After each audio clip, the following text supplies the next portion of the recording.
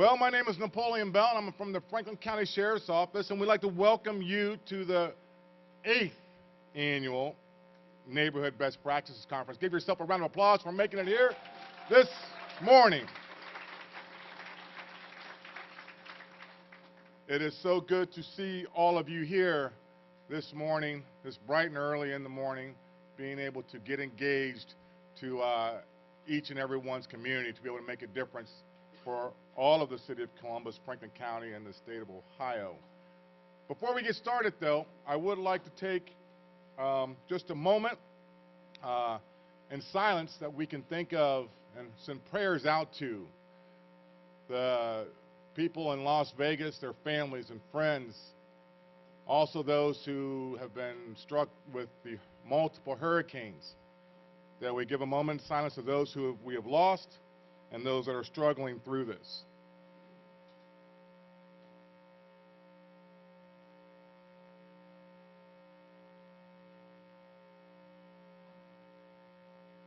All right, thank you so much for that, because as we come together, we all have to come together to reach out to those who are in need. 8 years ago, we came together to be able to make a difference in each one of our communities. We came together not only as, or not as Democrats or Republicans, black or white, Jews, Muslims, or what have you. We came together to make a difference together with each one of our communities. And so that's why we come together today, for the betterment of each person in each community, coming together for all of us. So I thank you for being here this so early in the morning to make that difference and be that inspiration to others around Central Ohio, that to show that they can also make a difference in their communities. Now, as we found out 8 years ago, and we find out today, that we cannot do things alone. It takes collaboration between community groups and agencies that wish to support and partner with your community groups. So we could not do these things without, first of all, the United Way, who has been a mainstay since the beginning. And I say mainstay also because of Ms. Sharon Ware, who is, where is she at, Ms. Sharon Ware? Please give Ms. Sharon Ware a round of applause, wherever she might be.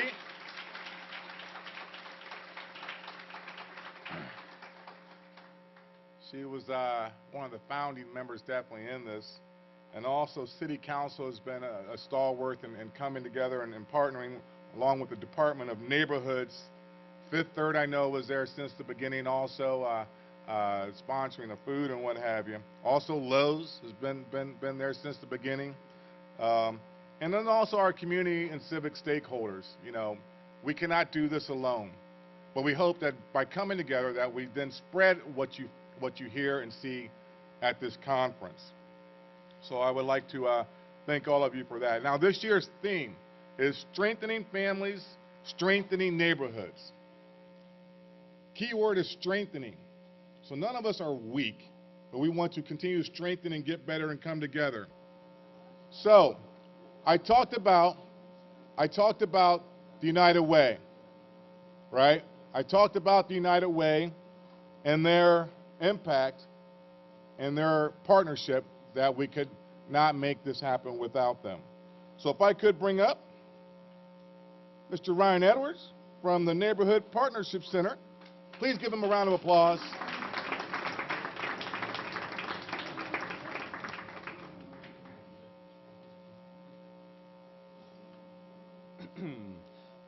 Good morning, good morning.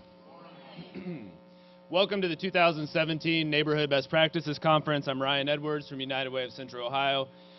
We are just so excited that you've chosen to spend the day with us, and we are just looking forward to having another great time together to learn from one another and to talk about the great things that we're doing in neighborhoods.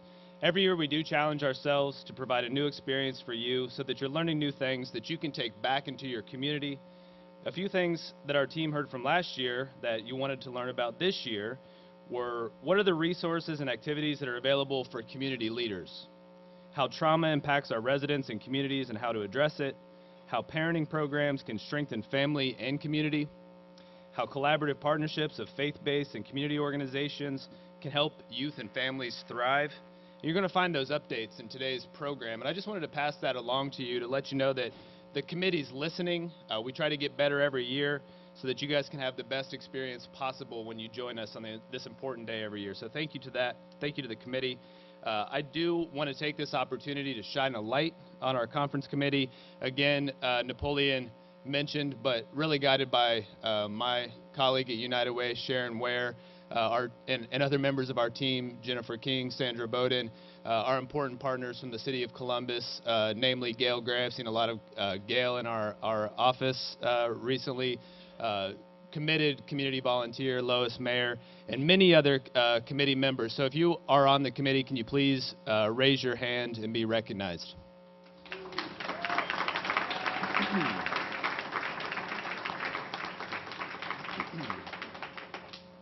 As Napoleon mentioned, this year marks the 8th year the United Way has partnered with the City of Columbus to organize this conference. And we believe that with all of you, we're creating a rich tradition of bringing communities together, sharing our experiences, and building a culture of resident-driven neighborhood development in Central Ohio. Those of you who have been with us for a while will remember the tagline, "We make it happen, you can too." And that's really been the rallying cry that we've used over the past few years to encourage you to share what you do in your community, to encourage, to learn what others are doing, and it's a cry that unites us. Napoleon mentioned that we're here today to talk about the things that bring us together and unite us, and we hope that you keep those thoughts of "you make it happen, we make it happen, you can do, and you can too" in your heart today. Since 2010, nearly 2,000 Central Ohioans have helped make the Neighborhood Best Practices Conference happen through attendance, planning, and presenting. Some of you have been here for all 8 years. I've talked to a few of you who have made every single conference, and that's impressive. But the number that strikes me as very impressive is 2,000 people in our community having been part of this event and coming back year after year. So I think that that's also worth celebration and applause. If you can join me with that. That's all of you. Like our partners, United Way of Central Ohio is committed to improving Columbus neighborhoods by accelerating and supporting the work that all of you are doing in each of your communities. Those partners that we have joined with together today, as Napoleon mentioned, are the City of Columbus, Columbus City Council, Office of Mayor Andrew Ginther, Fifth Third Bank, Lowe's, Columbus City Schools, Downtown High School, as well as our many area commissions, civic associations, and other civic groups, without whom none of this is possible. So thank you so much to all of them. To us, the conference represents the beginning and ending of the annual cycle of neighborhood activities in this community. It gives us a chance to celebrate the things that we did in the year past and look forward to what we'll do in the year ahead. As you heard, this year's conference is focused on strengthening families and strengthening neighborhoods. And today you're going to hear the term social fabric, so that may be new to you. So what's that mean? Like that quilt that Napoleon mentioned, we're all pieces of the quilt of community. When we're bound together, we're strong, and we're able to build a beautiful and strong tapestry. So we are part of the quilt of Columbus, and we're here to support and help each other to drive meaningful impact in our neighborhoods. Stronger together. Stronger together is a thought that I think that we can all get behind. You know, this is really one of the events that I look forward to each year. It really feels, and I mentioned this before, but it really feels like our homecoming, where we come back together to join in communion, share a passion for community, learn how to get better at what we do. And again, we thank you for being on that journey with us and for the work that all of you do on a daily basis in your community. This is not most of your jobs to do this work in community. You care enough to take time beyond your job, beyond your family responsibilities, to give back because you care about the community that you live in. And we want to take the opportunity today to celebrate everything that you do in the places that you live. Finally, I have been asked to remind you of a few things. Napoleon mentioned this. Your notebook is your toolkit with information and resources. We're hopeful that you can use it in the work that you do in your own community. And again, we do need your input for next year, and we ask that you do complete your workshop evaluation so that we can plan for 2018. And as I mentioned at the beginning, we do use that information to guide us and shape the agenda and the program for next year. So please take time to do that. Again, welcome all. We hope everybody has a great conference today. Now I'd like to welcome to the stage Ms. Carla Williams Scott, Director for the City of the Columbus Department of Neighborhoods, who's going to share a few words on behalf of her department. Please join me in welcoming Director Carla Williams Scott.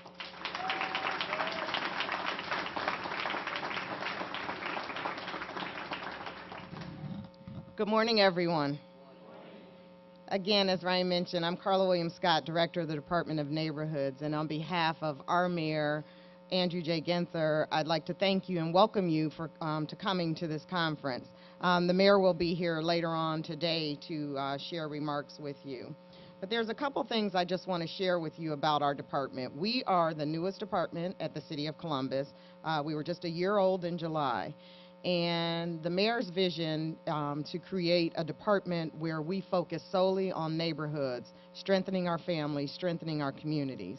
He always talks about his top 3 priorities of neighborhoods, neighborhoods, neighborhoods.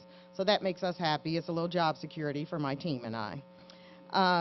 But no, seriously, our department combines areas that you all may be familiar with and I'm sure have worked with in the past. It combined the former Community Relations Commission, which was a standalone department, the 311 Customer Service Call Center, which was formerly housed in our Department of Public Service, and then the areas that you probably know and work most frequently with, our neighborhood liaisons and our neighborhood pride program. And so all of those efforts now are housed in the Department of Neighborhoods. We're committed to making sure that we work with our area commissions, civic associations, block watches, and other neighborhood groups to strengthen our neighborhoods. You know, one of the things we always talk about is how can we get more people civically engaged. I see all of you here, and I know that, excuse me, I know that you are all active. But for every one of you here, there's probably 5 or 10 other folks in your community that aren't here. And sometimes those are the folks that complain the loudest but aren't sitting at the table. So we want to take this opportunity to share with you things that are going on in the community, things that you know about, and things that you can take back and share with others in your community. I'm also going to take this time to do a shameless plug for a conference that we have coming up in a couple of weeks. You know, the mayor talks a lot about neighborhoods, neighborhoods, neighborhoods, but we also are very focused on working with our young people. As I sit around here and look at this conference, look at the folks in the audience, one of the things I'd like to see moving forward is a track for young people to get them engaged civically. We all know that we've been in this work for some time now, and at some point we're going to get tired. We're going to get tired of getting up at 7 o'clock on a Saturday and coming to workshops and going to meetings after we've been at work all day. And so I think it's important that we get our young people civically engaged. And so coming up in 2 weeks, we will be, our department will be working with and putting on the My Brother's Keeper conference. And so you'll see these flyers out, and I'll make sure that there are hot cards throughout the conference and in the room where our team will be doing a presentation. But the focus of this conference is empowered, mentally strong, and successful. We talk about trauma in communities. We talk about trauma in neighborhoods and how it impacts those of us. But do we ever sit around and really talk to our young people about how this trauma impacts them? These folks are the future of our neighborhoods. They are the people that will be sitting around at this conference in the next 10 to 15 years. And so we want to make sure that they're prepared, strong, mentally and emotionally, to take on this challenge. Just a couple of other things. My team will also be presenting a conference, a workshop in the Purple Room about how to get involved, how to create an area commission. So I hope you'll make sure to join us for that. And then lastly, again, I would just like to say thank you all for coming. Thank you to the conference planning team, and thank you to our sponsors. And at this point, I would like to bring up our partners at City Council, Councilmember Jiza Page.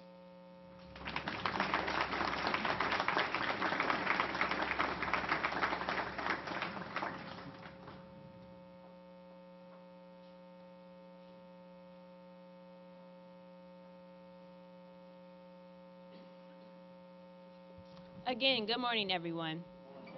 And thank you so much, Director Carla Williams Scott. I bring you greetings from Columbus City Council on behalf of President Zach Klein, President Pro Tem Priscilla Tyson, and Council members Shannon Hardin, Michael Stenziano, Mitchell Brown, and Elizabeth Brown. It is our honor to always take part in the Neighborhood Best Practices Conference. I think this may be my third or fourth conference since I have been working with the city and on Columbus City Council. And as you all know, City Council has three primary responsibilities. One of those, we enact the Columbus City codes, we pass the budget, and we handle land use and zoning issues. But one thing that I want to impress upon you all is that we really feel that we are a part of the social fabric of each and every one of your neighborhoods. And I want you to feel comfortable and to know that you can call on each and every one of us when you have an issue. We want to be there to help you, to support you, and to make sure that we are doing our part in strengthening your families and strengthening your neighborhoods. I always tell people that healthy children equal healthy families, which equal healthy cities, which equal healthy council members and mayors and everything that we're going to do. So again, I encourage you to really share your ideas today, to make it one of your priorities, to go back to your community with something new that you're going to implement. And I am so happy and excited to see you all, and I look forward to a great day. Thank you so much.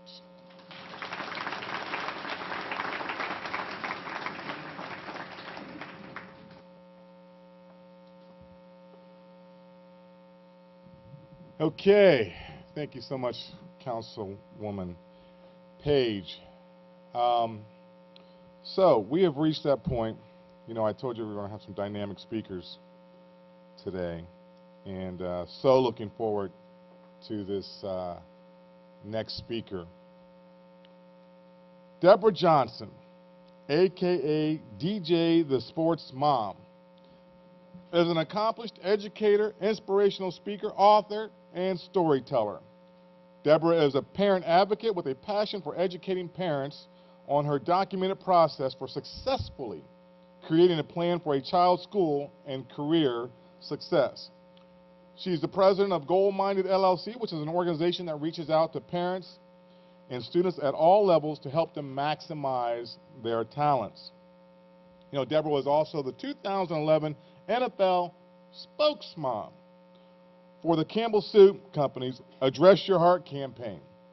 She won the Dr. Oz NFL Mom's Ultimate Health Challenge in 2010 and was featured on a segment on ABC's television show, The Talk. Debra is also an ordained minister and a member of the Sawmill Vineyard Church. So please, put your hands together and be inspired by Miss Deborah Johnson.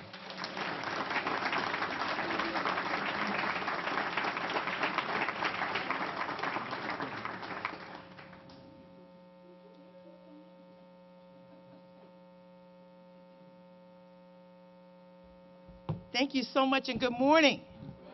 It is a pleasure to be here.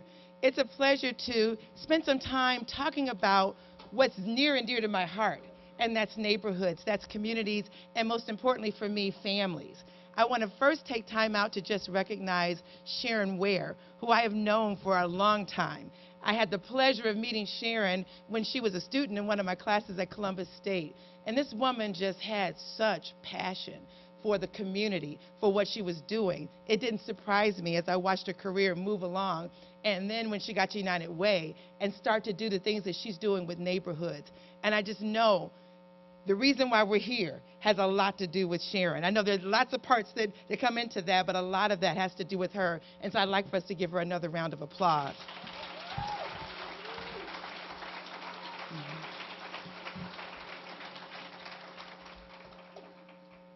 As chairwoman of the J. Richardson Foundation, which is a foundation who has two main purposes.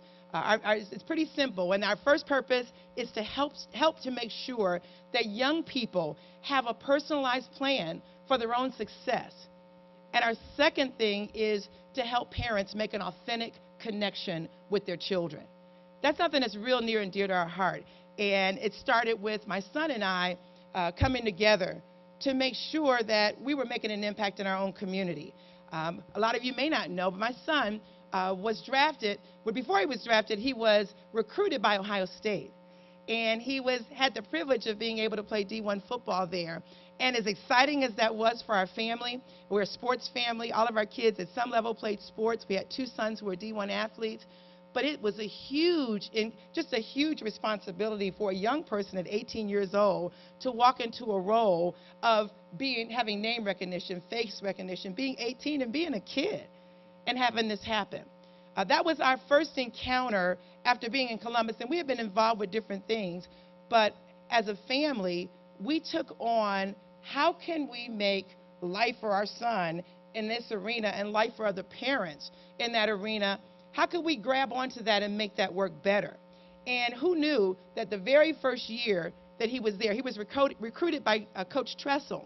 And that very first year as a redshirt freshman, they went to the national championship. And as exciting as that all should have been for us, and it was daunting. First, to find out that there was no real organization for parents. So we had this community of parents who were there, very excited about our kids. We realized that there wasn't a level playing field for these parents. Some parents had recruiting classes, and then I learned the term walk-on. And there was a parent there who I got to see all the time. I had no idea who she was, and I asked her who was her son, and she said, "Oh, my son's a walk-on." And I said, "What does that mean?" And I said, "He's on the team, right?" And she said, "Yeah." I said, "Does he get to play?" And she said, "Sometime." I said, "Then you're a member of this team."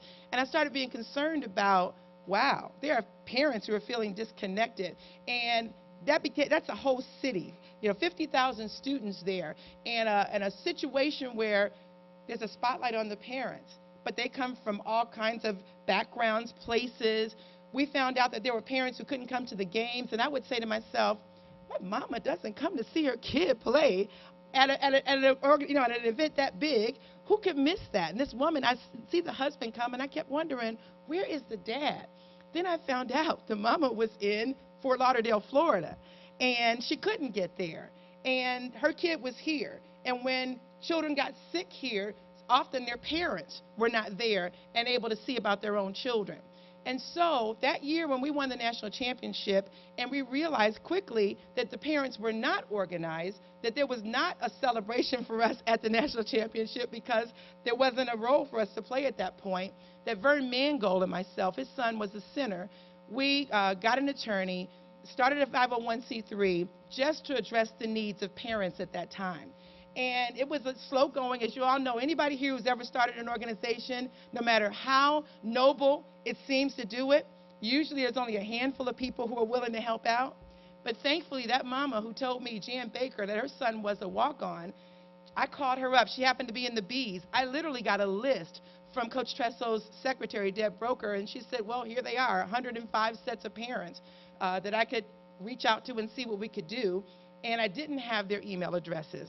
And so I was calling them. When I got to Jan Baker, she said, "Are you calling 105 people?" And I said, "I am. I don't know any other way to do it at this point." And she said, "Well, why don't you continue on from the A's and I'll start at the Z's and meet you somewhere in the middle." And she did.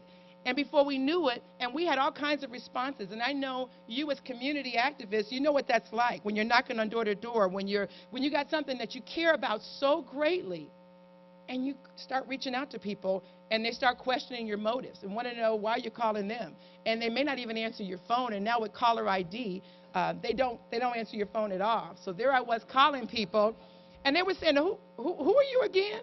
And how did you get our number? And I'd say, once again, for the thousandth time, that my son's on the team also, and I'm a freshman parent, and so forth and so on. We really believe that it's important for parents to get together and organize and make a difference. And they would say, well, you give me your number, I'll give you a call back. And that first year, we had 5 families that would show up to our meetings, and we had all kinds of expectations, thinking, how can they not show up? This is so important. We would call people long distance and see how we could get them involved long distance. By the second year, we probably had twice that many, if not more. But by the 4th year, 90% of the young people on that team's parents were dues-paying members of our organization. We started doing things like we started finding out there's picture day. Who knew that there was only one time in the entire time that your child is on that team, one time during the year that you ever get to take a picture of them in their uniform when they're not on that field, and that was picture day. If you happen to work that day, if you happen not to be able to get in town that day, you don't get a picture with your kid in their uniform. You don't get the chance to put that on a Christmas card or to let your family know this is my child. And then I found out as I looked around, there were parents who couldn't be there. So we got together and we found a photographer who was willing to go and take pictures on his own of every single player. If your child only played one down the whole time they were ever at Ohio State, that photographer would take that picture, and we would make sure. We take it for granted when we lived in Central Ohio that everybody got to get Columbus Dispatch, the newspaper, read the local news. They got to see their kid in the newspaper. Not the people who lived outside this area, not the people in California. And so we started having an adoptive parent program. And what we did was we got parents together and said, would you mind just cutting out pictures of other people's kids? Would you mind putting it in an envelope and sending it off? And they did that. And it made a difference. And it doesn't sound as important as, human trafficking. It doesn't sound as important sometimes as whatever the cause might be. But it's all a part of the same fabric and family that makes up our community. And when every family's needs are met, when we have people who care about things that are important to them, eventually they reach your topic, they reach your hot button, and they get involved. But everyone matters in this tapestry that we call communities and neighborhoods and families, and it's important. By the time my son left Ohio State University, he was drafted to the NFL. That was not even something he ever dreamed of. He wasn't a kid who had a favorite team. He wasn't a young man who kept thinking all his life he was going to play in the NFL. None of us would do that. In fact, we would counsel him when he was in high school, when reporters would come by. Don't you ever tell anybody that you're trying to get to professional anything. What you need to tell people is you're trying to get a degree from The Ohio State University. You're trying to make something of your life, and you don't want it to be about something that you may or may not ever do. And so from the very beginning, that was important to us, to make sure that our kid got an education and became a professional doing something that they enjoyed and felt like they could make a difference with. And so here we were, never really expecting that to happen. Less than 1% of young men who play football ever have the privilege even to be on a practice team in an NFL team. So it was a big deal. So here we were again at a much bigger stage, wondering, what do we do with this? And what I want to tell you is, no matter where you are and no matter what your stage is, it is a platform. Sometimes it's tragedy. I sat and talked to a woman the other day whose 2 children were murdered. And I took my breath away. She just said it so casually, but you could tell there was a lot going on behind that, but just tumbled out. And she says, I do what I do now because my 2 babies were murdered. I have 4 children, but 2 of them gunned down on the same day. And she started talking about that. And she said, but you wonder why I'm smiling? She said, I'm smiling because I'm still here. That person that was gunned down my children was trying to gun down my whole family. Then I tried to figure out, why am I still here, is what she told me. And then she realized that was her assignment. That was her platform. That's what she does now. She goes and she helps to create a situation of support for grieving families. That's got to be a tough thing, just to have to relive that over and over again. But she saw that as her assignment. So once again, your assignment may not be something that grave, but it's important. I felt like my son being given this platform of professional sports was not to be taken lightly. We told him when he went to Ohio State, when you're given a platform, you're given a spotlight. When you get a spotlight, it's your opportunity, or it could really be to your detriment if you mess it up. You need to make sure that when the spotlight's on you, you better do something that makes a difference. And that's what we talked to him a lot about. And so throughout his time there, it was just a joy to tell, when he would tell me, Mom, we went to a homeless shelter and we got to do this. We got to go and feed kids. We got to go and play with kids. We got to go to Children's Hospital. Things that doesn't seem like a big deal, but it makes a big deal to that person, that little person who's really excited about a football player, a Buckeye coming to see them. So now here we were as a much bigger platform, and this was NFL.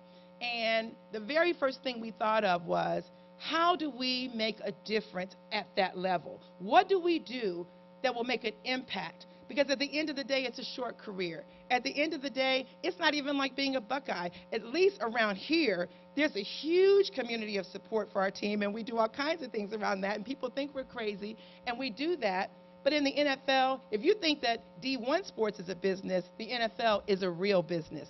So much so that I created a brochure for the NFL to give to every parent called Congratulations on Your Son's New Job. I wanted parents to understand this is not about you. This is your son's job. It's not any different than the woman whose kid just got a job at IBM or at the corner store. This kid is making a difference in the community. This young person is making a difference. And don't get it twisted. It doesn't make you better that your kid is doing something like that. It just happens to be their assignment. And it's not your money, it's not your job, and you need to understand how this works. But we also understand that it provided a major platform to do some good, and we wanted to do that. And this has a lot to do with what we're talking about today, strengthening families and strengthening communities. We saw so many young men. I can't tell you the number of parents who walked up to me and said, Deborah, my son is 2 years old, but you got to see his arm. This boy can throw. And I'm thinking, oh my God, really? But they're dead serious when they tell you this. And they say, I know he's going to be in the NFL. I really need your help. And my phone would ring off the hook. I just need to know what your formula is. What they didn't understand, that was God's assignment for our son a long time ago. It had nothing to do really with him, except that that's what God used. He created his body like that. I remember someone in high school, when he was in high school, walked up to me, an NFL player, and he said, I'm going to just tell you something. Your son is destined for the NFL. I said, please don't say that. He said, but just look at him. You can't buy that. He was built like that. That he looks like an NFL defensive lineman. And I thought, okay. But I realized later that was his assignment. That's what God called for him to do, and he had a plan for that. And it wasn't just playing sports and on the field. We know that a spotlight shines when that happens. And so we looked at each other and we thought, we just don't want to have another football camp. We don't have anything against football camps. We understand that young people have a lot of fun with that. We have watched it and participated with it. When you go out and a little kid looks up and realizes, that's the guy who plays on my favorite team, they're excited. But at the end of the day, less than 1% of our kids are going to be able to do anything with that. And we were seeing young men in particular, and I have a real heart for young men. I have 3 sons, and want to make sure that when they become heads of households and doing things and impactful in the community, that they know how to give a firm handshake, that they know how to tie a tie. There was a time in my life when I was divorced and my kids, right at a critical time when my kids didn't have someone helping them to tie a tie and having that example that they needed. I thank Alpha Phi Alpha at that time, who stepped in, invited Jay in to be an esquire, taught him all kinds of interesting things, and we thought, I like that. I like how that works. I want to do something like that with young men. So we started teaching them how to be responsible on social media. We talked to them about dating, how to respect a young woman, how to be involved with your family, how to do things that they don't teach in school, but we know it's important. You don't get a job just because of what you can do. You get a job because of who you are. I mean, that might get you the interview, but when they look across the table at you, and we tell young men that you have to be able to look them in the eye. You have to be able to be relatable. And so we talked to them about that. And we find that that was very, very important as they moved along. As we went on from there, we said, okay, well, people started walking up to me and said, Deborah, what about girls? You know, girls have the same issues. They're a girl. I said, because it wasn't an athletic camp, but people kept getting that mixed up. They said, well, can you invite girls? And so we thought about that. I thought, how is that going to work? A bunch of boys, and now we're going to interject girls. Will that mess up the dynamic? Will they be so, messed up with thinking about the girls and trying to think about how they're looking at them and the girls with the guys? Would that work? But it did. It did. We invited girls, and it made the boys stand up a little straighter. It caused for interesting conversations and young women talking about the fact of young men disrespecting them. And what do you do when a boy just wants to look at your boobs all day?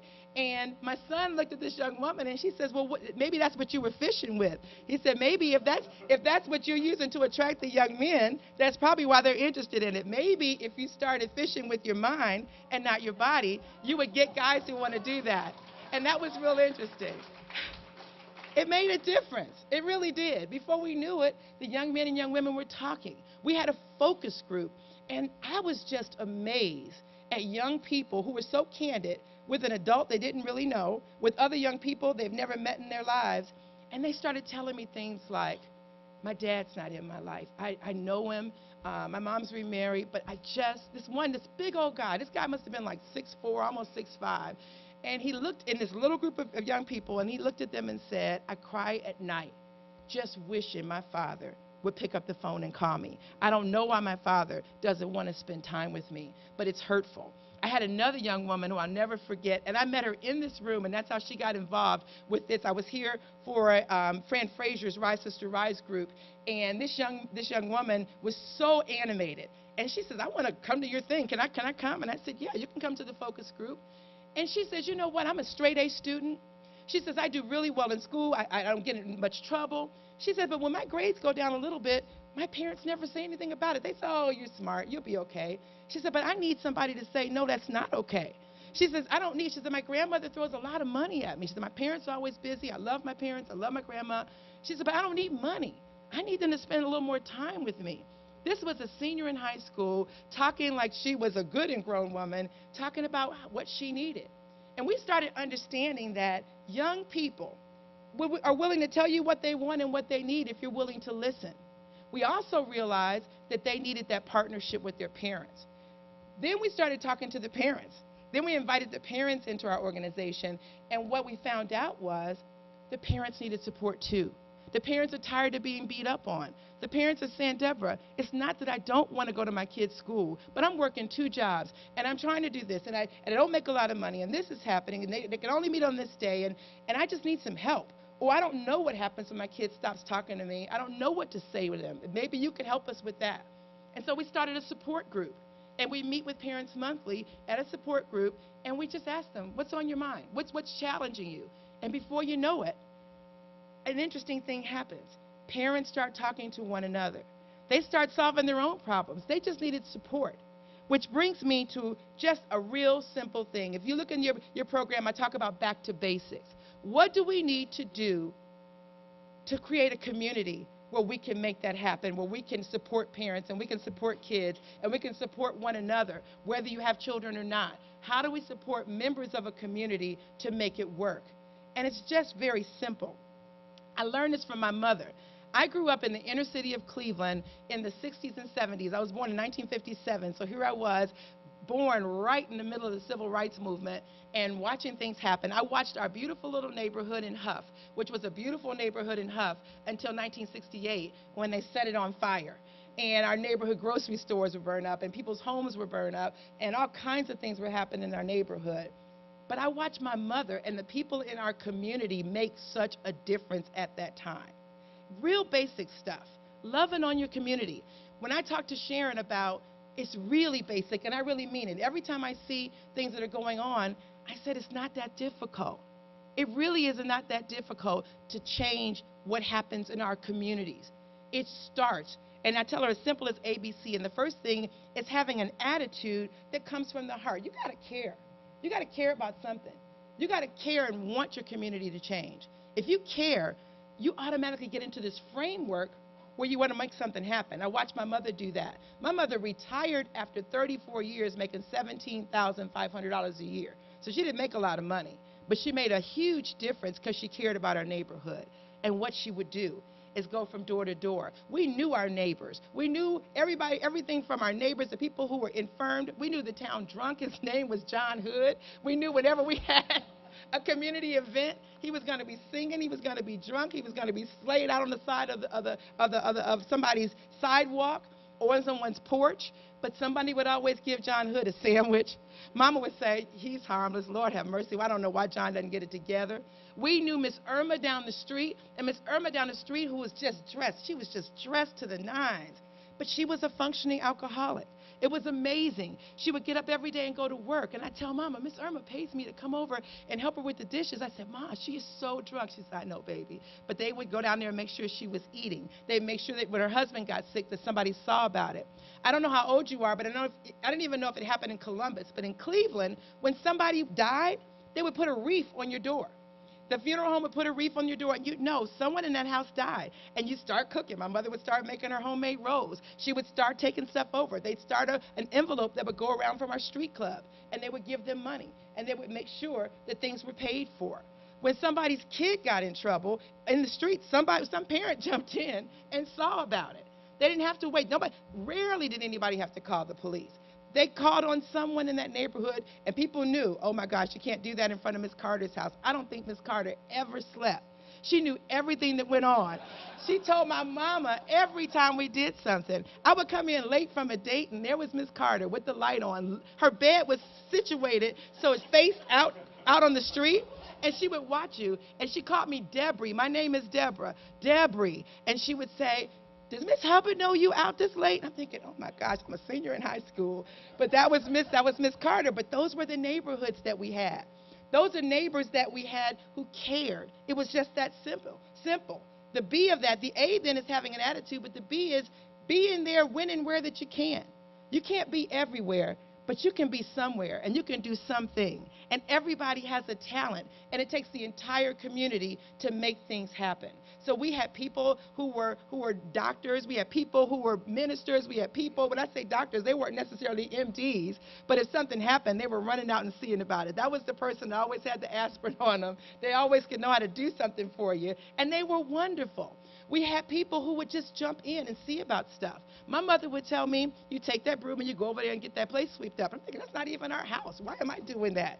They said, that's because that's what you can do. You're not going to sit on this porch all day and do nothing, and I'd have to get out there and do it, see about it. There's no way that we would let an elderly person shovel their own walk or do things that we could do ourselves. We would go out there and do it, and we bet not ever take any money for it. My mother said, that's what you do when you're a community. That's what she was our precinct committee woman for 20 years. And she was door to door, seeing about everybody. She knew what was going on. And wherever you are and whatever you can do, and every one of us has a talent, we have to do that if we're going to ever make a difference. The other thing is we have to create a space to help one another, even when it makes us uncomfortable. Something that just really bothers me to no end these days. I know that we're now a transient society. Young people get up and they move. We go and do things. But I have never seen so many people with homes so big that can't take in a relative, not even for 5 minutes. I talked to a woman in her 5,000 square foot home, and she told me, she says, well, Debra, I just don't displace my children. I just think it's unfair to the kids, to your 5-year-old, to your 7-year-old. To let an adult, a good and grown grandma, auntie, sleep in their bedroom, I just think that's unconscionable. When we were little, and I thought our house was big, I really did. When I look at that house now on 89th Street, this house had one bathroom for 56 years. As far as I know, it still has one bathroom. We just sold it a couple of years ago. And we had an attic that could sleep people. We had these little bedrooms. We had these teeny little closets. But when family came, when my grandmother got sick and came, we made room for her. When she couldn't go up the stairs, we took our TV room out and made that into her bedroom. When my uncles would come, they would come and stay. We knew we were going to get a pallet on the floor. And if you were lucky, you got the couch or you got the place by the heater, and you were excited to have it. And we would share, and we would do.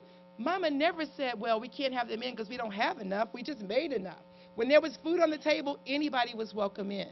If we don't get back to the point where we care about people enough to be uncomfortable, it's important. So it's not rocket science. It's not rocket science on making a difference, but it does make a difference when we do what we can do. But we can't be comfortable anymore. And we can, as the rains were coming with Hurricane Irma and Katrina and Maria recently, I'm sure some of us said things like, wow, I'm so sorry to hear about that, but thank God we got a roof over our head. Thank God we're dealing with that. And I've heard so many people in Central Ohio say, well, that's why I live in Central Ohio, Debra, because we don't have those kind of weather, that kind of weather. We had the storm of 78. We had the tornado in Xenia. But other than that, we don't have any large bodies of water, so you feel pretty good. But you know what? Our time is coming. And so we better make sure that we take care of others, that we make some room to be uncomfortable, that we make some room in our budget to send some money someplace, that we go and see about the person across town, even though they're not in our neighborhood, even if your street has it going on.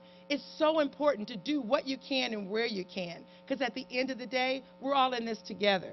If there is somebody uncomfortable, it should make us all uncomfortable. If somebody's not getting what they need, it should make us all concerned and want to see what we can do. Everything is not your assignment, but you got to figure out what your assignment is, and then you have to make it happen. And it's so important. Don't be shy. And do you realize how it feels as a grown woman, I'm 60 years old, and I'm still catching flack about being DJ the football mom. And people will say, oh, gosh, Deborah, aren't you too old for that? I mean, come on, you're a little old for this whole football sports mom thing. But every time I talk to a parent and they say, Deborah, my son got recruited, thank you. Deborah, thank you so much. My son was really in a bad way. He was really having problems with depression, but when you shared your story about your son and depression, it made a difference. I know that that's my assignment. I do it proudly. I enjoy doing it, and I would go all over the world doing what it is that I do. I know you also have an assignment. I want you today, had so much fun going up and down the halls, seeing everything that's available. I know that you're here, and I know that you've been here before, so you know what's here. But this time, I really want you to ask yourself, what's in it for me? And what I mean by that is, what's my assignment? What should I be doing? Where can I do this better? Who can I collaborate with? It's not a vacuum. It's not about touting just your organization. It's about locking arms with someone who's doing the thing that you're doing, or that missing link. There's somebody in this room who has what you need. Don't leave here without it. Make sure you get their number, and then really make it happen. Not just the, I'll get you for coffee, but how can we sit down and carve out a way to make our community better? We got a good start. 8 years of a neighborhood organization coming together once a year to celebrate best practices. But let's not stop there.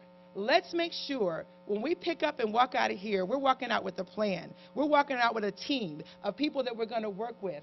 I applaud you, Carla, and what you're doing with the neighborhoods and how you're really, really pushing things forward. We needed that. We needed that office. We need everyone in this room, and we need people who aren't here.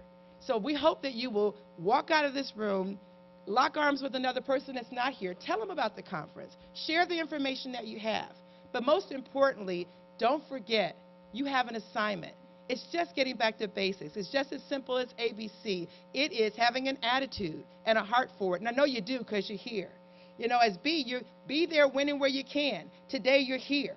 And you're here because you know there's something here that you're supposed to take back and do something with. And then be uncomfortable. Maybe you're going to get into a workshop that you don't even want to be in, or they're talking about a subject that makes you uncomfortable, or walk out of here and do something that you really don't want to do, but you know you should because it makes a difference. And I hope you have a wonderful day doing that, and I look forward to working with you. Take care.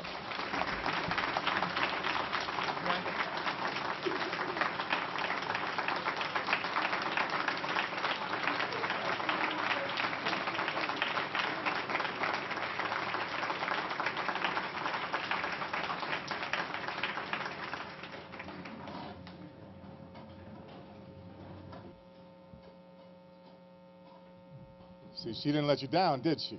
Right? If you're not fired up to go out there and make a difference now, I don't know what you need. So, it is my pleasure now to introduce our next keynote speaker. And this young gentleman I met many, many years ago, and he was a smaller guy back then, but he just seems to grow and not only grow physically, but grows on you as someone to look toward, to emulate, to follow. And so it's just an amazing man. Roy Hall is a charismatic and dedicated community leader, passionate, motivational speaker, college football, radio, and television analyst, United Way's Color Me Excellent Award winner in 2015 and 2016 Jefferson Award finalist, and is also the president and co-founder of the Driven Foundation. The former Ohio State football national champion and 4-year NFL wide receiver is no longer making plays on the gridiron, but has leveraged his platform to inspire and motivate people across the country to stay driven and to never give up. So through the Driven Foundation, his credible social media presence, carefully crafted motivational messages, and Christian faith, Roy has positively influenced and impacted the lives of tens of thousands. You know, with the help of various partners and volunteers, the Driven Foundation has distributed more than 550,000 pounds of free food to more than 4,800 Central Ohio families since 2008. Roy has graduated from the Ohio State University with a degree in business, specializing in marketing, and was a 5-time Ohio State University Scholar Athlete Award winner. It is my pleasure to introduce to the stage, and hold on to your hats, Mr. Roy Hall.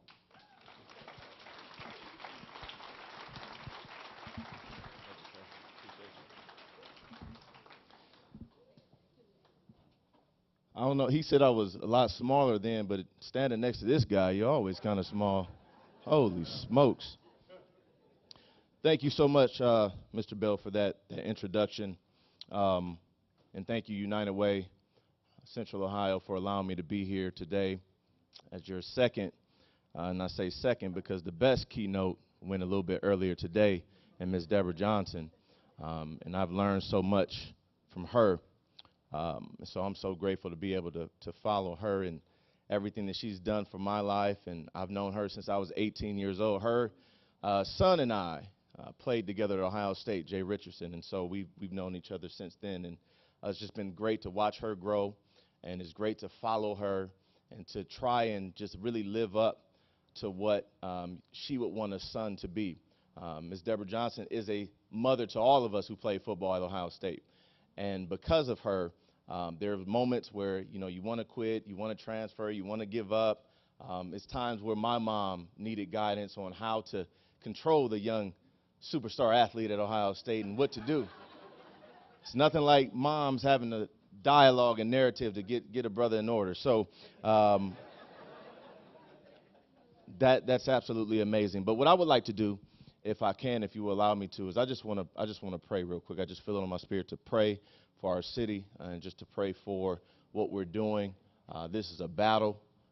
This is warfare, and we really have to be built up from the inside out. So if you guys would just bow your heads just briefly.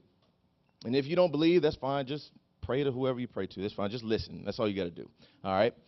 Heavenly Father, we thank you in Jesus' name for today. We thank you for our families. We thank you for our community. We thank you for everyone that's connecting the dots and aligning themselves with their specific piece in your plan, Lord, to develop and to grow and to mature and to protect and to cover this city, Lord. We thank you for the specialized talents and gifts that are scattered throughout this room.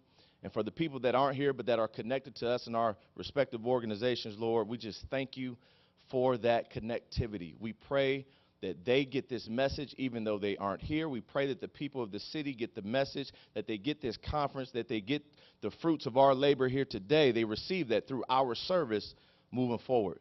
Father, we just want to lift up those 59 families that have been impacted by the tragedy in Las Vegas. And we just pray and thank you that we weren't in Las Vegas at that time, and that the people that we know are covered and safe here in this city, because it could have happened anywhere, and it happened there. But we thank you for having us in the right place to not have to go through and endure that type of tragedy. We thank you again for our families. We thank you for this community. We thank you for all the organizations and all the time and all the effort and energy and all the acumen on how to build people and communities that you have gathered here in this room today. We thank you, we love you, and we praise you. In Jesus' name, amen. Well, that's fantastic. My job is done. So, those 59 families that I mentioned in my prayer, 59 people that had the potential to change this world. We don't know what they would have became. Some the likes of 17 all the way up to 65, enjoying themselves. Still tons and tons of years to live, tons and tons of time to get things done and to make an impact. And I was talking to one of our officers that was here today, and we honored and said hello to them, and I walked over to him because it struck me that the entire world is focused on what happened in Nevada. Mass tragedy, largest shooting incident in the country's history. And I walked over to him and I said, "Can I ask you a question, sir?" He said, "Sure, anything." I said, "How many homicides has there been in Columbus, Ohio this year? I said, I did my research, and I came up with 71 as of July, the end of July. He said, well, we're up around 80 or 85 now. Homicides in this city. So while the entire world is focused on the 59 in Las Vegas, what's up with the 85 that are in Columbus? Those lives are just as important as those 59 in Las Vegas. And this is not to downplay that incident. But 85 deaths on our turf in 2017 is unreal. It's unbelievable. And really, it's a reflection of the results that we're not getting from this room. There are so many talented people in this room, and so many people giving and serving and sharing in this room, but we're not producing the results to change those numbers and that narrative. So today, I'm here to encourage you to do a little bit more. We're going to have to do just a little bit more. We're just going to go a little bit further. We got to put in a little bit more time. Another 5 minutes here, another 30 minutes there, another day here, another service opportunity there, because we don't have enough results and we're not shutting down that number of 85 because the number continues to increase, not decrease. See, it's nice in here. It's air conditioning. We have really nice food. We have nice water, beverages. We're comfortable in here because we're honoring those of us that are in the trenches, on the front line, making a difference. But what difference are we really making? See, I'm a realist. So that's 600,000 pounds of free food that we give away every year. That's fantastic. To God be the glory. Those 4,800 lives that we've impacted, that's awesome. The 250 hours that we put in mentoring young kids in 2016-17, that's fantastic. But it still didn't change that number. And we're not done and we're not doing enough until that number's zero. When it's zero, homicides here. We're talking about potential fathers, potential moms, doctors, lawyers, politicians. Maybe the next mayor of that city was one of that, this city was one of that 85. Maybe the doctor that was going to birth the cure for cancer was in that 85. We will never know. So today, we cut out this word do. See, it came off of the word doubt. 6690, I'll never forget. June 6, 1990.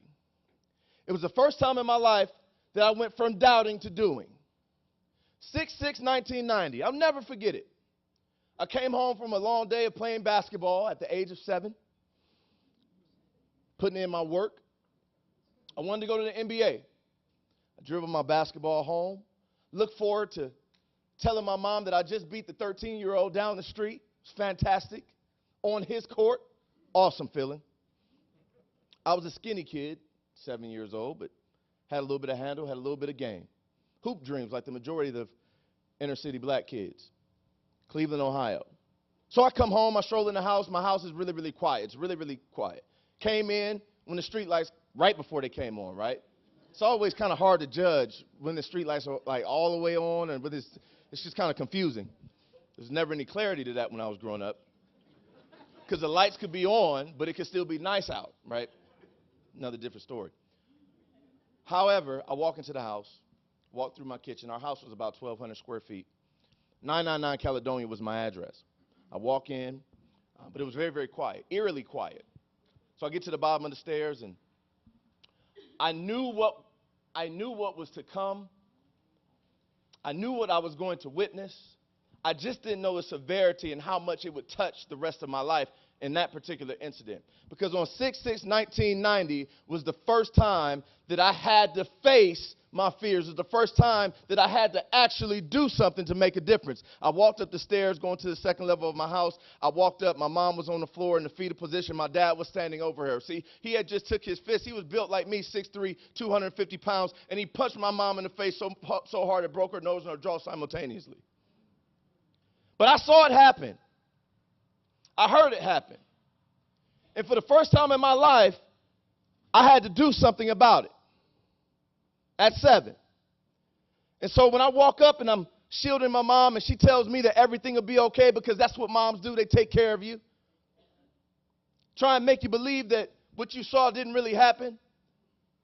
Don't worry about it because she's still trying to make sure that my image of a male stays intact. So she's trying to get me to the room so that I don't see my father in that state of mind. Forward thinking. She's still doing more while she's going through some things, while she's uncomfortable, while she's challenged. She's still thinking about the future and how she can do more. Oh, did I mention that my father was a heroin addict? I didn't mention that. Or did I mention that to fuel his habit, checking, savings, retirement, and anything else that you could pawn off from an electronical standpoint was gone. We were depleted. So we walking in the house, nothing in the refrigerator. Real life. Nothing in the cupboards, nothing in the cabinets. No, we didn't have nice shoes, nice fancy clothes. Didn't happen. Check to check, bounce checks. You know, old school bounce checks where you go to the grocery store, you write a check, and you just hope it goes through. I remember those moments.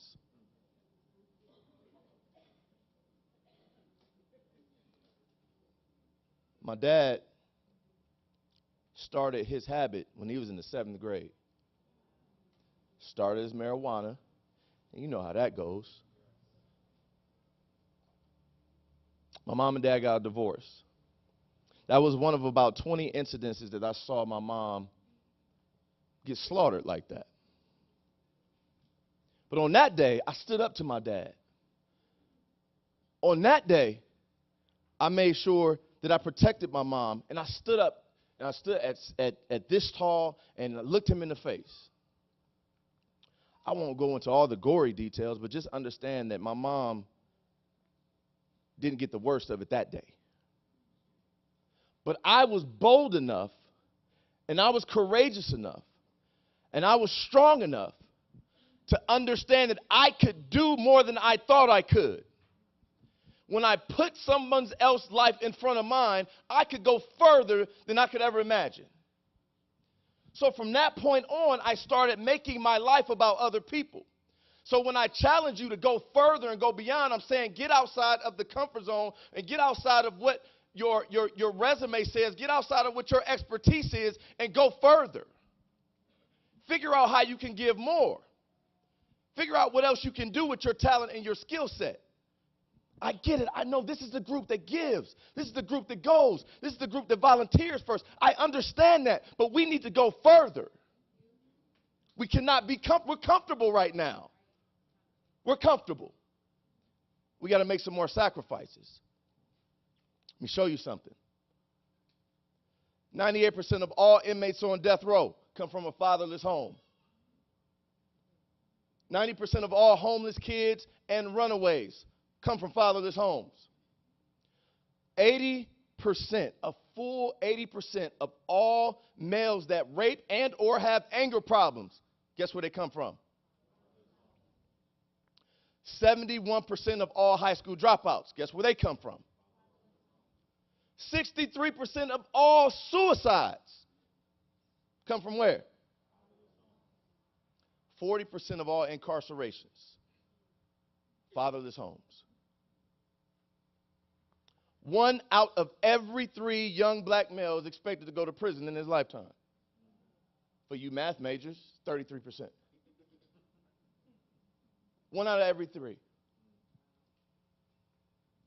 Why am I giving you these numbers? Guess where I come from? Fatherless home. And the only reason that I'm standing before you today, the only reason that I ended up getting a scholarship to The Ohio State University, the only reason that I was able to go to the NFL, the only reason I'm the president of the Driven Foundation, and the only reason I give my life and my heart for people is because of people like you going further. So when I tell you it's imperative, specifically to the men in the room, to figure out a way to connect with a young person, male or female, is because you produce people like me and people like Jay Richardson and people like Shannon, and you produce us. But when you feel like you've done enough, when you feel like it's about 2 years until retirement and I can just go ahead and move to a state that's a little bit warmer than this one. When you're checking your 401k every other day. When those things come up, you are literally canceling out and deleting all the potential and all the young people that would have had an opportunity to change this city and take the reins after you decide to retire if you had invested that time. So this is where we locate ourselves. People think I do this for show. I live this.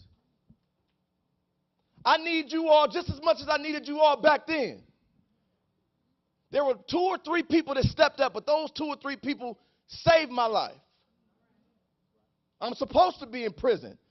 I'm supposed to be the one out raping and gangbanging. I'm supposed to be the one incarcerated. I am supposed to be the one that's dropped out of high school. I'm supposed to be the one with the suicidal thoughts. These numbers don't mean a thing to me because the people that invested in me changed the trajectory of my life. These numbers mean everything. What is this? Somebody talk to me. This is not a presentation. This is not a speech. We're a family. What is this? Graffiti. Graffiti. Where do you usually find graffiti of any type? This is nice and colorful. I like color, so I brought something that wasn't as project, all right, on the side of buildings. But what are people doing when they put up graffiti? They're marking their territory. They are marking their territory. Where's our mark? Where's our mark? Because poverty has our territory. Hunger has our territory. Truancy in the schools has our territory. It's marked this place. Drugs, gangs, violence, homicides that continue to mark their territory. But if we give $1,000 to United Way, we think we're moving mountains. We think we're really doing something because we volunteered 100 hours in 2016. They're marking their territories, and it's for keep. We have to mark our territory. You can kneel, you can stand, I'm serving. Serving's above kneeling or standing. You can't argue with somebody that's serving. So you can have the arguments on whether you would stand or kneel. Are you serving? Is your conviction as high for serving as it is for standing or kneeling or understanding the cause? What about the cause here in Columbus? Mark your territory. Mark your territory. I put these dogs up here for a reason, and I don't know if you can see it, but these, you know, when dogs mark their territory, other dogs come and they sniff, and then all of a sudden, if they know that that territory has been marked, they go to another place. They go to another place. There's somebody that's already taken up this spot, and I probably shouldn't do this because I don't know the size of the person that left their mark here. I don't understand what's going to happen to me if I hang around this area a little bit longer. Oh, I get it. I can pick up on things. I get it. He talks loud. Why is he yelling at me? I just wanted to come and I wanted to have my nice little bagel, my nice little water, and I wanted to do this.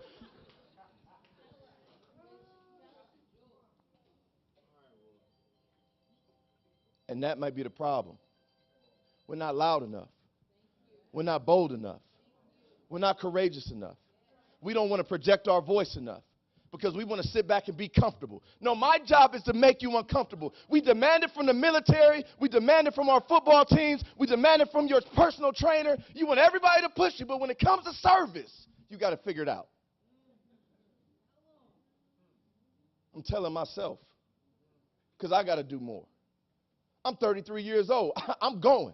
But listen, I could be gone in 5 minutes, but I'm going to give you everything that I got while I'm here. Mark your territory, starting with your family, starting as a mother or a wife or a grandparent. Mark your territory. Get everybody ready for what's to come out there. Then you go from your family to your job. Oh, I can't really talk about this here. Well, you're probably working at the wrong place.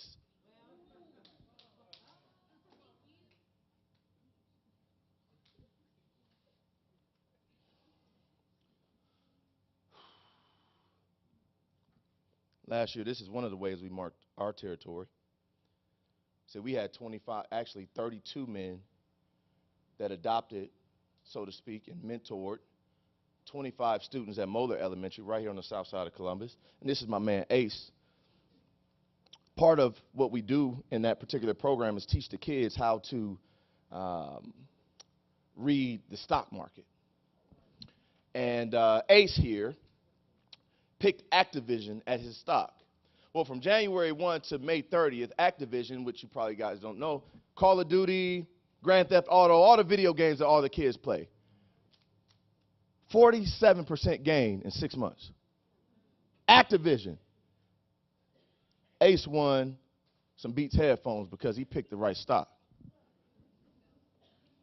My guy Morkel, who got second place, he got a little Beats pill because he picked Electronic Arts, Madden, 2K, all the sports games.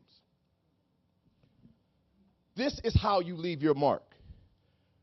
You show people and teach people things. You give them a skill set that could change their life forever. Now, my expectation is for Ace, when he graduates high school, maybe even before, to be a millionaire entrepreneur, not have to go to college because everybody doesn't have to go, and then he's going to come back, and then he's the one who's going to be worth $10, $15, $30 million and building up a facility around this area outside of Nationwide Children's Hospital. Because that's what a conversation about the stock market can do. That's how you mark your territory. Another way that we mark our territory. I don't need to go, but this is the two-time and only two-time Heisman winning trophy winner who decided he wanted to come out and serve with us at our annual food outreach. One of the best outreach events that I've participated in. I enjoyed serving the people of this great city. I enjoyed what the people? Serving the people. Archie Griffin, he got something better to do than just come out and hang with us. He's done enough photo ops, but this is the definition of doing more. He didn't get paid. He didn't come for 5 minutes and leave. He stayed for 2 whole hours serving the people up and down the line. Archie. You don't think we could do more? I had no idea how I was going to feed my family during the holiday season, but Driven saved the day. I am so thankful. Boom, right there. Watch this. Is there really a race problem in service? I don't think so. Are you kidding me? Don't let the media fool you. It's no race problem. It's a serving problem. Are you kidding me? All right. Talk to me. What we got? I'm a visual guy. What is this? Crutches. So my question to you is, what's holding you back? What's holding you up?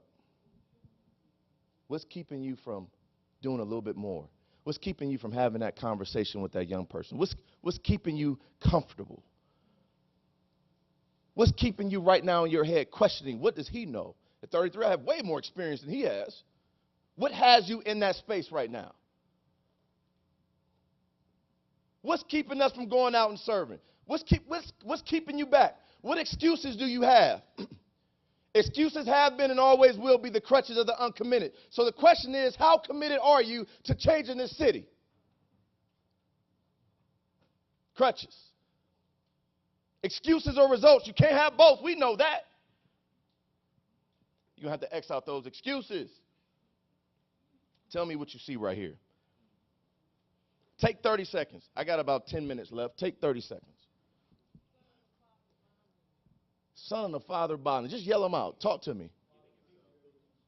All right, don't yell them out. Just maybe one at a time. Need some unity. Fathers taking pieces of himself to, what was that? Fathers taking pieces of themselves to fill the son. It's more than just one piece he's given. Sacrificing his life. That's awesome. Yes, ma'am. Being present. What else? Maybe 2 more. Yes, ma'am. Offering a helping hand. Yes, sir. Completing his son. All those are accurate. That's what I love about perspective. There's 2 things that stand out to me. Number 1, this is a side view. So we can definitely see what's going on the backside. But if I rotated the images forward, both of those images will look like they're complete. if I rotated the guy from this way to this way, it would look like I have it all together, including the father. That's every single last one of us, where we show up every day and we put our best foot forward, but all of us are empty and all of us need something. So to make the stance or to take the stance that I'm doing enough is to say that I got it all together when we know that's not true.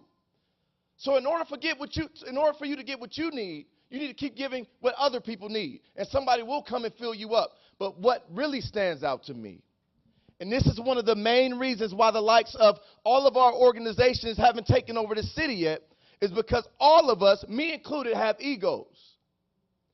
Of all the positive things that you guys said about the Father, the things that stands out about the Son is the fact that if somebody's giving you a gift, generally you put your hand out to receive it. So you got a young man in this particular case where people are pouring into him, but he is not even open to receiving the peace that could complete his life. And so when I tell you on the side of service, and the side of the volunteers, on the side of the organizations that give back, I'm telling you that we don't work together like the majority of the churches in the city. We don't work together because we got it all together. We think we know it all.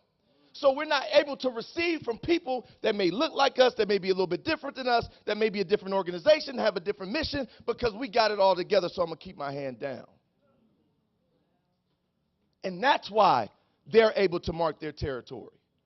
Because poverty and hunger and truancy and any other negative rape and killings and drugs and gangs, because they all are on the same mission. Shut down the people by any means necessary. If only we could come together as a community consistently, not when it's nice, because we've had enough meetings, had enough board meetings, enough council meetings, town hall meetings, enough meetings at the church. We had enough meetings. We got the meetings. Before we make any decision, it's 17 meetings. By the time we come to a conclusion, we don't even need what we were meeting for.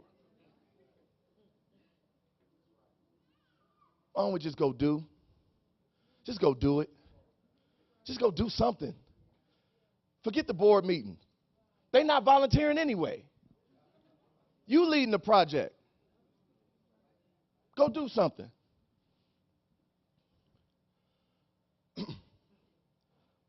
This right here. Watch this. These are actually our kids. This are the different counties and communities. This is the mindset of the child that hasn't been contaminated yet. These are homeless people. These are people with faith and people with hope and people with love. People just waiting for somebody to come along and make sure that they pull that chain together. This is us. We actually are the weaker of the links. Because while we're meeting and those people are out there holding on strong and we keep meeting, eventually this is going to come undone and all those people are going to fall apart. We got to be a chain link. No more Band-Aids on bullet holes. But what do I know? I'm just a former football player. Go figure. I only got a couple more of these slides. There's a lot of people in this city with a lot of degrees. Doctor this and Mr. So-and-so and double doctor this. A lot of degrees, a lot of awards. Those people got talent. I give them that. And they lead this city. Great mayor. People have talent. I'm not saying that he's not doing these things, but what I'm saying is certain people just have it. It's fine. But then there's the rest of us that have to put in the work. And so in order to continue to have a consistent impact in every area of life, service with your family, as a husband, as a wife, as a father, as a friend, financially, you have to master the art of the things that don't take talent. Master the things that don't take talent. Being on time, punctuality does not take talent. Half the time we can't get done because we're not showing up on time. When I say be on time, I mean make sure that you're making an impact when the need needs to be met. If there's a hunger issue, meet the need now. If there's a little girl in the elementary school that needs new shoes, get them now. Work ethic doesn't take talent. Effort doesn't take talent. Body language doesn't take talent. It's 7 people in here nodding off right now. How is that even possible? I'm not mad at you, but you letting me know where you are, because sleep is more important than getting out here in this community. And you can call me a hype man if you want to, but I'm going to be the hype man on the front lines with you. I'm not a show up one time and do one event type of guy. We got something rolling every other day. Why? Because it's a need every other day. Body language doesn't take talent. Energy doesn't take talent. Attitude doesn't take talent. Passion does not take talent. It's my favorite. Being coachable, being able to receive does not take talent. Doing extra does not take talent. Being prepared does not take talent. These last couple things I'm going to show you. I'm going to show you how to get prepared, because we're getting a D in preparation right now. See this guy right here? You know who that is? I don't know. It's me. That's who it is. It's me. Kidding me? See that vein in that arm right there? Right there? Old uniform. Watch this. Who is that? Who is that? Odell Beckham. We know that guy. New school. Old guy, new guy. Old guy, new guy. I show this to my young people that I don't know who that is. Who would pick jersey number 83? I don't know. It's terrible, right? You show them this guy, he don't have a helmet. You can't see his jersey. No, they know Odell. They know that 13. The people we're trying to connect with, they know that 13. Who is that? Woo, Michael Jackson. Everybody know that guy. His shoes ain't better than mine are right now, but that's another story. Who is that? Who is that? No clue. Lil Uzi Vert. Lil who? Yeah, Lil Uzi. Guess who's listening to Uzi? Wait a minute. Guess who's listening to Uzi? The people that we're trying to impact. So we can't connect and we can't change their life if we don't know what they're listening to. I didn't say you had to listen to him. You just need to know who he is. Let me go back. They don't want old school. They don't want your laws. They don't want your rules. They don't want your wisdom. They don't want your talk. They don't want you to pull you to the side. They don't want that. They want you to connect with where they are. You got to be prepared. Oh, I'm not going to do my research. I don't care about this guy. But if your grandson is listening to Lil Uzi and he's telling people to go shoot up whatever, and you ain't saying nothing to your grandson because you don't know who he is, that's on you. Who is that? Oh, they yelling. Bruno. Holy smokes.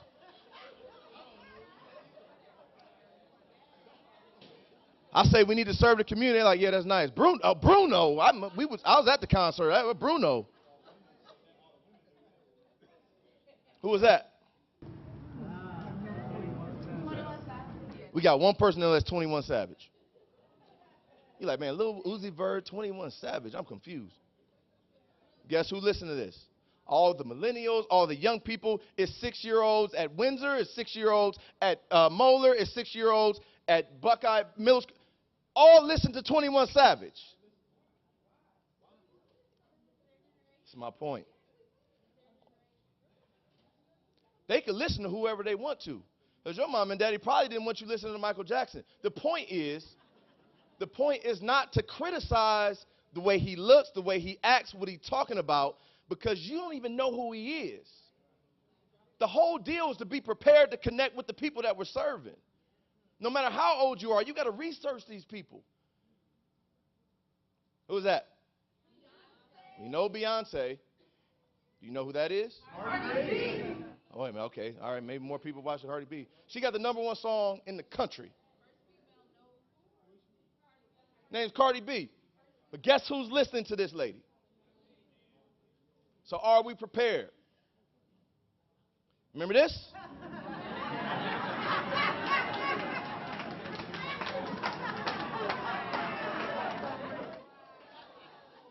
Don't worry, I'm wrapping it up. Y'all remember this? Yeah. Some of y'all got married off that. Just right there. I don't know what to say. I don't know how to say it. Can you just check a box, please? The most frustrating part, because this rolled over even when I was in high school, middle school, but the most frustrating part is the wait. Like, that's the hardest part. Like, I give you this first period. Now it's like lunchtime. I still ain't heard from you. It's a lot of anxiety and butterflies. But this was you all, the majority of you all. This is them. Watch this. Shame on you if you serving young people on any level and you don't have an Instagram account, a Snapchat, a Twitter, and a Facebook. Why I gotta have all those things? Do you want to save their life or not? Like, you think I'm exaggerating. I don't have all these things so that I could project stuff about me. I'm a spy.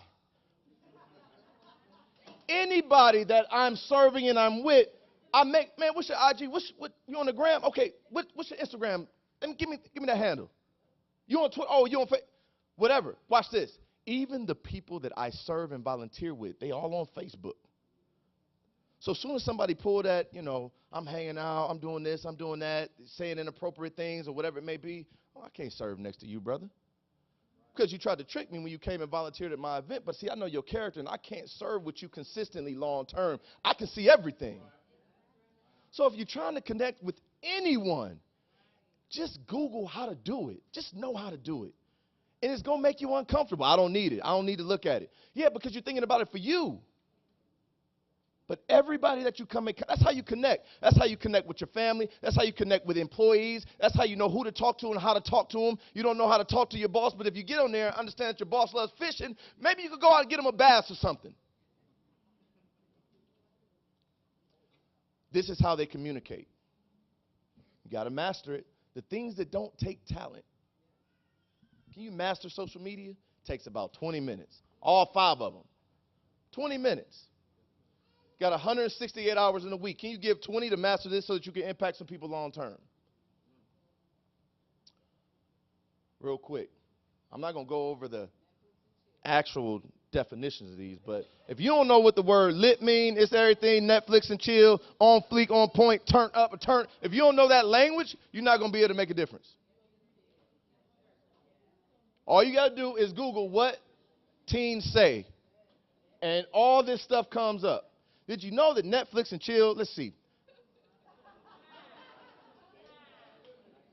I think a white person wrote this one. The modern version of being invited into a date's home for a nightcap. Netflix and chill has nothing to do with movies or relaxing and everything to do with hooking up.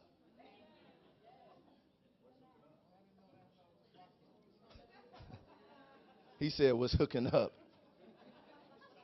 Watch this. Let's go lit. Lit. An adjective used to describe something that's active or popular, like a party. It can also mean drunk or stoned. So technically, you could get lit at a party that was lit, though the only person that would say blah, blah, blah, blah, blah, blah, which is true. It's too many words to keep up with. My point is, being prepared doesn't take talent. And it's funny. But you roll up into school not even knowing how to use this word in the right way. You roll up, hey, man, it's lit in here. They're going to be like, what? But watch this. They turn their head away from their distractions and turn their focus on you. So now you got their attention because you're the cool person that knows this lingo, even though they use it out of context. You have to be creative in figuring out how to impact people. You want to get your boss's attention? Pick one. Hey, man, it's on fleek. He's going to say, what? What'd you call me? Right? So now you got his attention. But here's what I really want to get to, and this is my last piece, I promise. I promise. I don't know if you guys been noticing on the bottom it says, do. Yesterday you said tomorrow, right? Yesterday you stopped procrastinating. But anyway, Heroin in the Heartland, 60 Minutes ran this story, probably about a month ago. The faces of heroin include, this is all about Ohio, the Heartland, Ohio.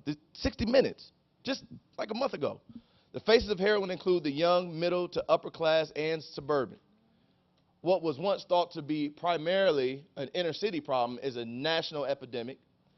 It's in every single county. Now we're talking about Ohio. It's in our cities, but it's also in our wealthier suburbs. It's in our small towns. There is no place in Ohio where you can hide from it. Now, I know a lot of us do work down here on this side of town, but I mean, suicide prevention, it's huge. Dublin, Upper Arlington, Powell. We need people to go there and to just have conversations, just to be a body, be a presence, right? Watch this. It started with weed, and it was fun, and I got good weed. Then I went to, oh my gosh, I went to pills, and it was still fun. You know, Percocet, Xanax, Vicodin, all that kind of stuff. And then, yeah, heroin. I started smoking it first. This is just a real person, somebody named Hannah Morris. Well, I took that name from the website, so apparently they gave permission to do that. But this is what our young people are fighting. This is what everybody is fighting. This is actually my last slide. These are actual tablets. So they are pressed to look like an actual prescription tablet, but they contain heroin. Heroin in a pill form. This is new. Brand new. And you don't think you're doing enough? Do you really think we've even scratched the surface on where we can go together? All those things I just listed. Lil Uzi, I ain't knocking his music. All right, he's a multimillionaire. But we got young people that want to be Lil Uzi because they don't have the doctors and the lawyers and the attorneys and all the people with the businesses and the 401ks and the retirements and all these different things and all the investments. They don't have those people to come down and show them that they could be them. Because Lil Uzi speaks their language. 21 Savage speaks their language. Cardi B speaks their language, but we don't speak their language, but we got the degrees, we got the house, we got the cars, we got the volunteer hours, we got the mission statements, we got everything that we need for us. They don't care about our mission statement. When you make them the mission, when you show up and do a little bit more, give a little bit more, sweat just a little bit more, get fatigued just a little bit more, one more hour, one more minute, one more second. One more opportunity to change a life, to transform this city. One person at a time. When you leave here today, don't say this guy got up there and yelled. So what if I speak loud? All these problems ain't whispering to nobody. Ain't I silent? It's October. Anyone that's ever fought through and battled through breast cancer, they know it's not whispering. When you hooked up to those machines, it's loud. Your faith, your hope, your know-how, your effort, your work ethic has to be louder. Got to do. Stop doubting yourself. Stop doubting your impact. Stop doubting the impact you can make at 70 years old. I don't understand how to connect with these young people. Well, you can find a way. I promise you. Stop doubting what you can do in your small little cubicle at work. Stop doubting and just go do. Stop talking so much and go do. It means to start. To do means to finish as well. It means to go. It means to not talk. It means to work. It means to put other people before you put yourself. It means exert everything. It means relentless effort. You expect Ohio State to dominate. They play Maryland today. Most of you are going to go watch the game. Ohio State won a national championship in 2014. It's 3 years ago. They won a national title. Coach Meyer went in the locker room and got on the phone with some recruits and said, hey, man, I want you to come to Ohio State. He didn't even celebrate the victory. He's on the phone and sending emails to recruits because he's already thinking forward. Because it's not enough to just win one national title. It's not enough just to volunteer sometimes. It's not enough just to stay with your organization. It's not enough just to run in 1 5K, run in 2, run in 3. If you're running for the right cause, it's not enough just to give $100 a month. Give 105 this year and 110 next year. It's not enough to just volunteer at one organization or just in your community. Step outside of it. It's not enough. It's never going to be enough. Because all those things out there that's shutting the city down, that's contributing to those 80-plus homicides, they're not going to stop. I thank you so much for your time and your patience. Have a blessed day.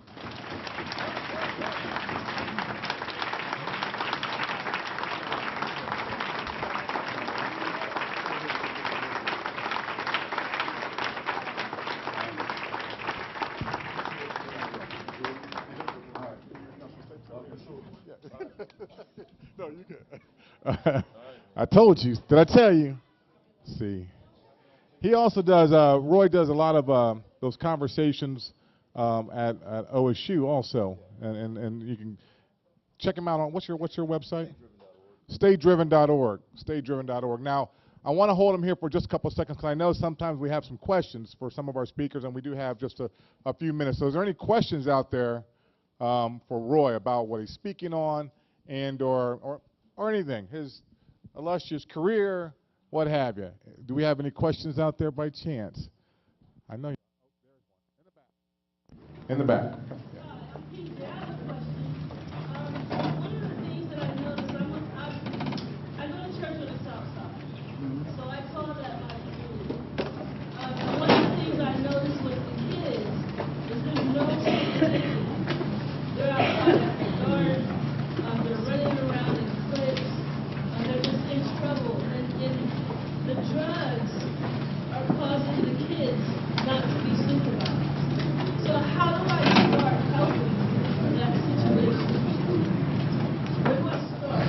First place you start is with men. You need to gather up as many men from that church as possible that's willing to really invade that territory. And by invade that territory, you need men in position to do fun things. It's so easy to do a 3-on-3 basketball tournament.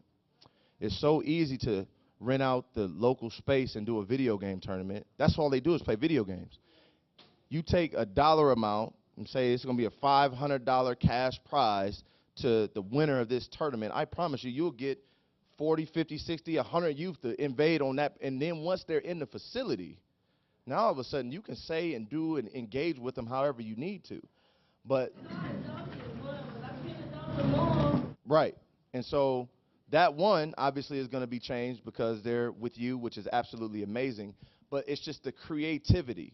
We just have to be creative in how to approach, because you can't just go, because again, it's their, they've marked their territory. So you can't just roll out with a whole bunch of men and say, hey, guy, get off the street.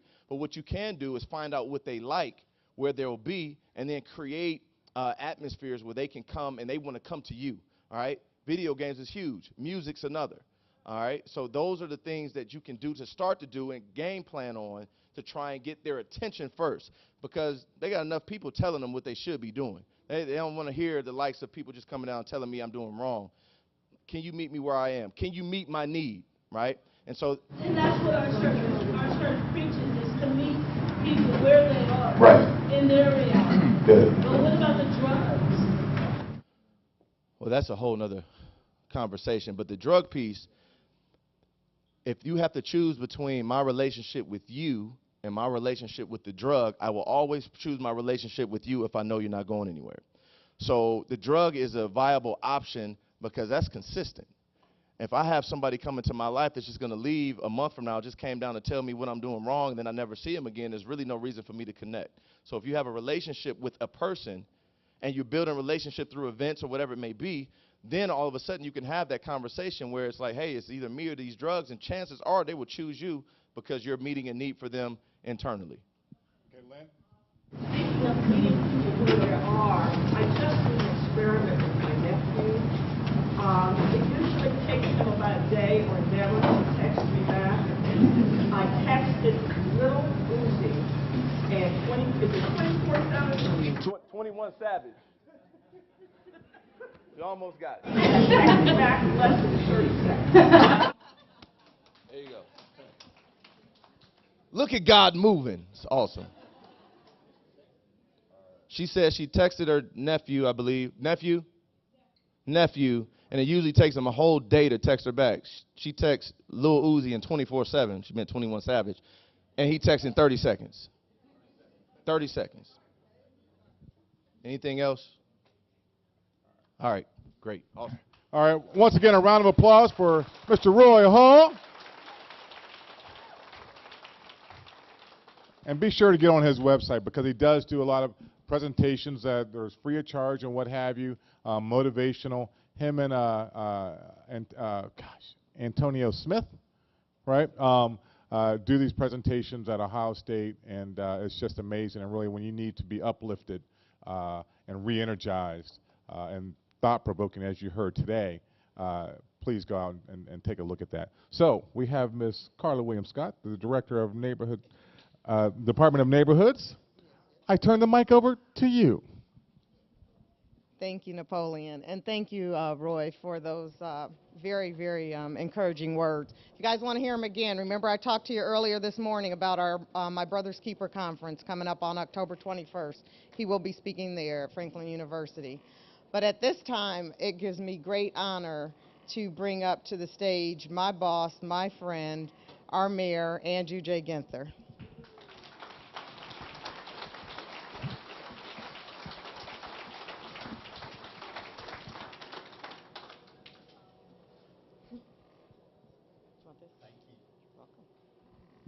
Good afternoon.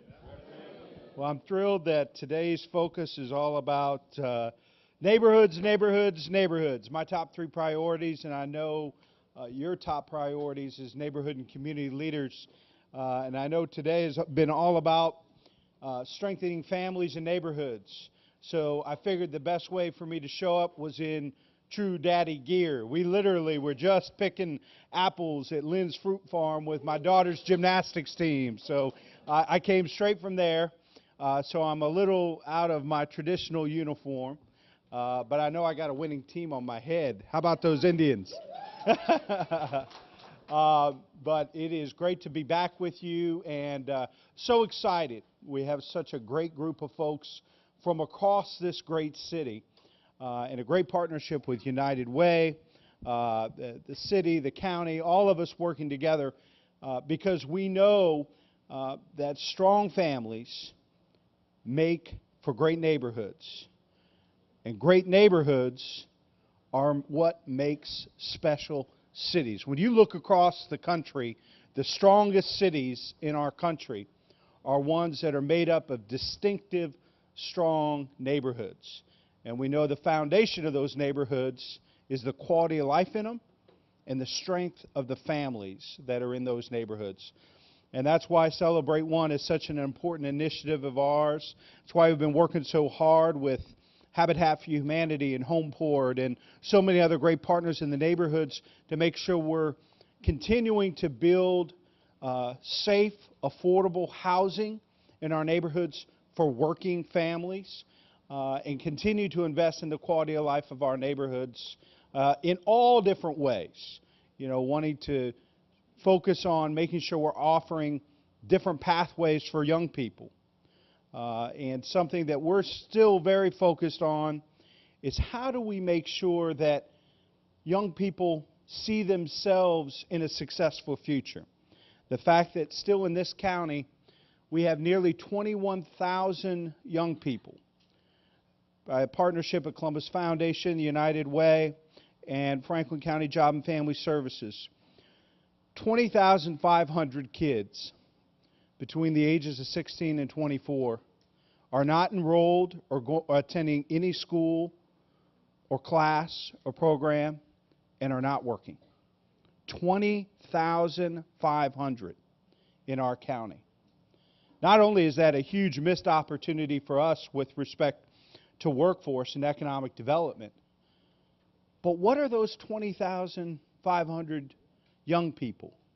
Even if they're not our kids biologically, they're our kids as a community. What are those 20,500 young people looking forward to? What are they visualizing as their future? How are they connected to us as neighbors? That's why the work you're doing today and the work we're going to continue to do with both the public and the private sector needs to be focused on those young people, having them know and understand that we think they're a priority, that we want to create opportunities, whether it's through traditional education, apprenticeship programs. I mean, how many of you all have seen a few cranes around the city of Columbus? There are a few things being built here. There are great opportunities. Not every path to the middle class has to come through a 2- or 4-year degreed institution. They're important. We want kids to have options. But I'm a big believer that apprenticeship is a great pathway for young people great jobs, that they may go back and earn their 2 or 4 year degree while they're working, but they can certainly support their family while they do it. And we know different types of opportunities through partnerships that we have with Columbus State and others. And how many of you all believe that universal, high-quality preschool for every child in the city of Columbus should be a top priority? I do too, because I believe that this city and this community, it is our destiny to become a national leader in the birth to 5 space. We know that education, particularly in the early years, can be a great equalizer for generations to come. The reason we're all here today and all the work you do every day in your neighborhoods is we believe that every family in every neighborhood should share in the success story that is Columbus. And that's what we've got to stay focused on. There are many of our neighbors doing pretty well. Columbus is unprecedented time of growth, lowest unemployment in 25 years, fastest growing economy in the Midwest, lowest unemployment in 25 years, AAA bond rating from all 3 rating agencies. But you and I both know that about a third of our neighbors haven't shared in that success.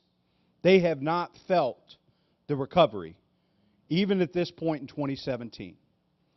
And we can't meet our full potential as a city and a community until everybody is part of our success story.